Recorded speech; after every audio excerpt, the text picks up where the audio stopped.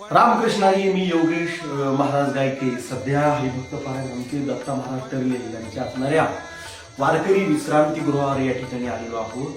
विशेषतः हरिभक्त पारायण श्री दत्ता महाराज टर्ले, महाराष्ट्रातील सुप्रसिद्ध भारुडकार यांनी वारकऱ्यांची सेवा म्हणून त्यांनी घनसांगवी ते राजेगाव किंवा घनसांगवी ते परतूर हा असणारा जो रोड आहे, त्या रोडच्या असणाऱ्या बाजूला जाणाऱ्या येणाऱ्या वारकऱ्यांना, कीर्तनकारांना, गायकांना रात्री अपरात्री प्रवास करत असतात, यांची राहण्याची सोय नसते.